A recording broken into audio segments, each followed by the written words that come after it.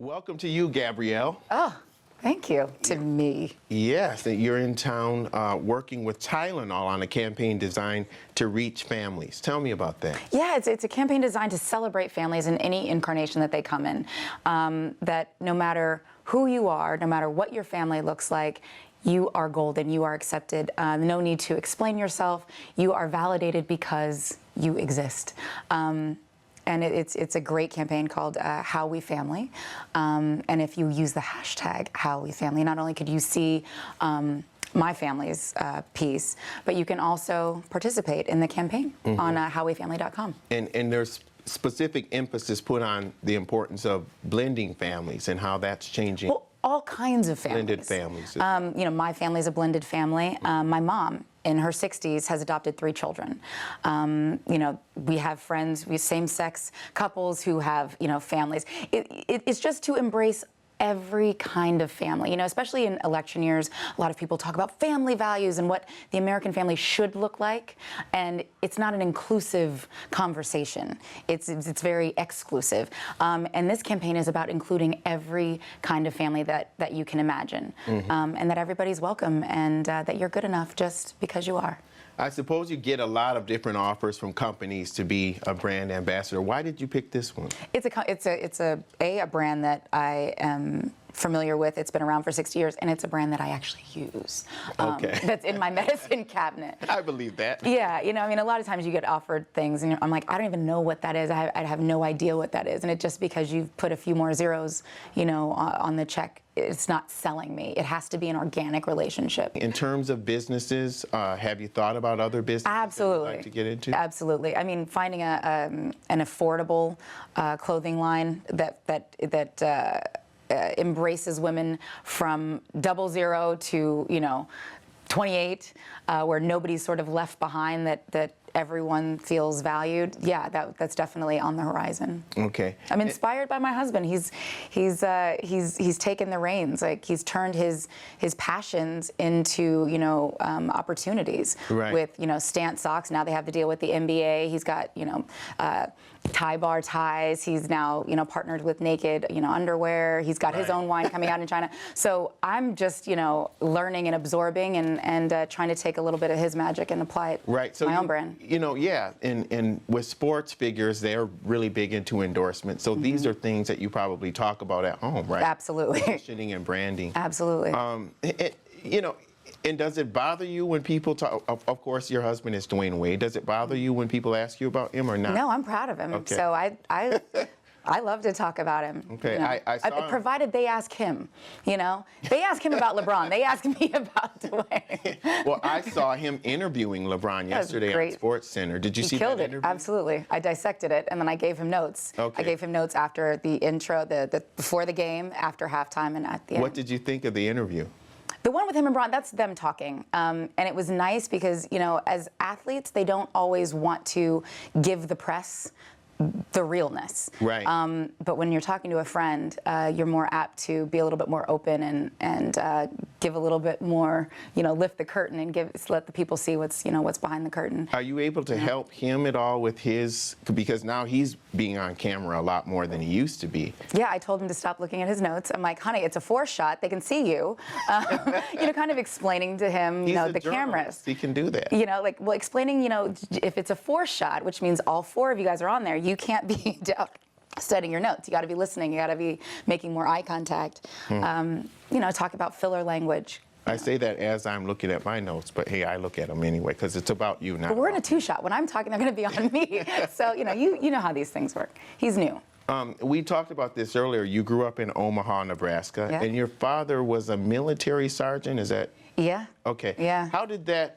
Talking about families, how did that inform you as a person? Because it seems like you're very disciplined yourself, and that you sort of grew yourself into this brand that you've become. Yeah, no, my dad had a phrase: bigger, badder, better, just to be considered equal. So you better get started now. There is no, you know, when bad things happen to good people, you know, how are you going to deal with it? Now what? These are all slogans that are, you know, that we kind of grew up with. It's like blah, blah, blah, wow, wow, wow. Now what? What are you going to do? And at some point you started, when you were in college, you interned with a talent agency. Yep. Was that by design?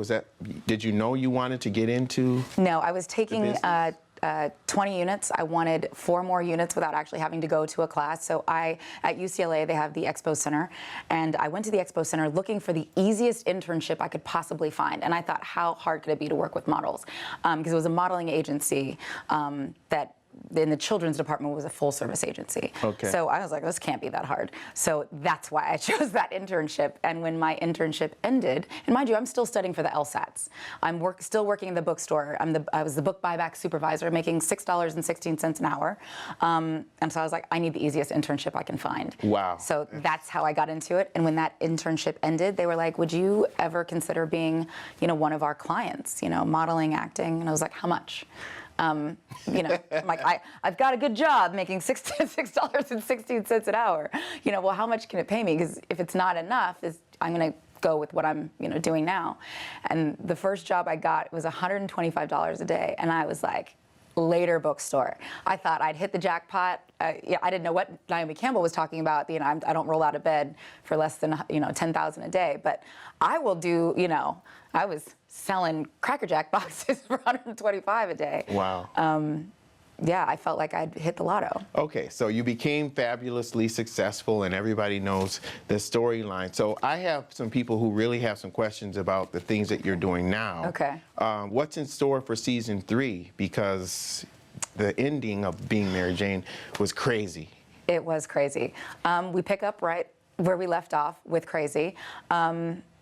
You kind of see what happens from the car crash. You sort of see what happens with all of the relationships that that were impacted by the car crash. Mary Jane's relationship with David, Mary Jane's relationship with Lisa, her best friend that she discovers this has been having an affair with her guy.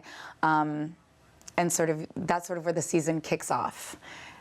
We go a little deeper into bid rigging. In season 3, we go into more of addiction. In season 3, different kinds of relationships. Okay. I think that's all I can safely Excited say to see without that. giving away too much. Okay, there's a Facebook question.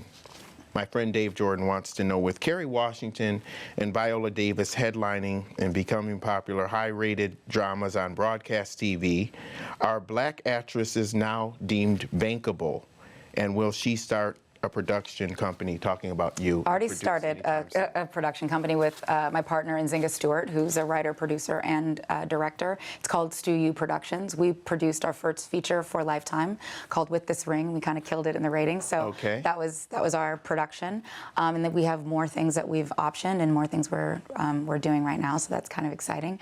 I think anytime you have a bankable star, which means your ratings are high, you have a great opening, box office weekend, that's bankable.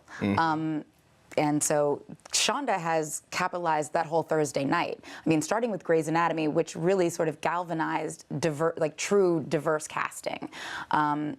Any type of person that you could think of was on that show.